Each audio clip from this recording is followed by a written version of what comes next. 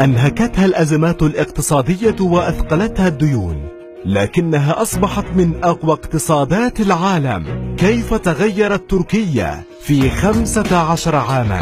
عام 2002 صعد حزب سياسي جديد لم يمض على نشأته سوى عام واحد فقط إلى الحكم في تركيا. منذ ذلك التاريخ أخذت تركيا تتغير بالكامل. اقتصاديا انتقلت تركيا من المرتبة 117 عالميا إلى المرتبة 18 في ترتيب اقتصادات الدول عام 2015، وارتفع الدخل السنوي للفرد من 3300 إلى 10800 دولار. ألغت تركيا 6 أصفار كانت تملأ واجهات عملتها. انخفض الفقر من 44% إلى 22% عام 2012. أما الناتج المحلي الإجمالي فقد ازداد من 230 مليار دولار إلى 820 مليار دولار. وفي عام 2013 سددت تركيا جميع ديونها لصندوق النقد الدولي لتطوي بذلك صفحة 52 عاما من الاستدانة.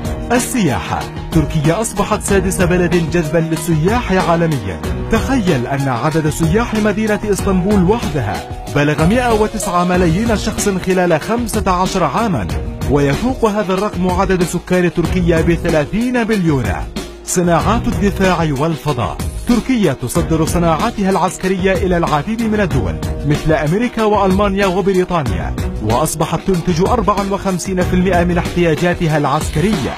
أما على صعيد الفضاء فقد ارتفع عدد أقمارها الصناعية إلى 6 أقمار بينها قمر لأغراض التجسس. البنى التحتية، عدد مطارات تركيا ازداد من 25 مطارا داخليا إلى 55، واحد منها فوق سطح البحر، كما شرفت على افتتاح أكبر مطارات العالم.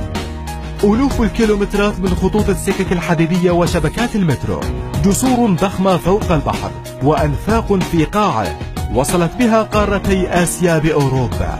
زاد إنفاق تركيا بمعدل 10 أضعاف على البحث العلمي، كما أن الإنفاق على التعليم زاد بنسبة 726.6% عما كان عليه في عام 2002. أصبح دخول المدرسة إجباريا حتى إتمام الثانوية العامة، ويعاقب رب الأسرة إذا منع أبناءه من الدراسة. وازداد عدد الجامعات من 76 جامعة إلى 186. كبح جماح الجيش، تم منع الجيش من التدخل بالسياسة بعد عقود من الانقلابات العسكرية.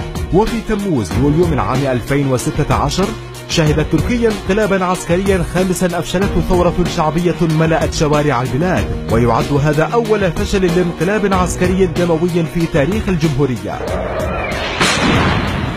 تغيير دستور البلاد، عدل الدستور مرتين، الأولى عام 2010 والثانية عام 2017، وتغير بذلك نظام الحكم البرلماني الذي أسسه أتاتورك، وبدأ عصر تركيا الرئاسية. الحريات السياسية، شهدت تركيا انفتاحا سياسية وأزالت الكثير من القوانين المكبلة للتجربة الديمقراطية، لكن جدلا اشتعل حول ملف الحريات بسبب إجراءات تراها الحكومة ضرورية في مواجهة تنظيمات تتهمها بالإرهاب. العدالة والتنمية، لم يخسر أي انتخابات منذ نشأته، وخلال 15 عاما حقق إنجازات كبيرة.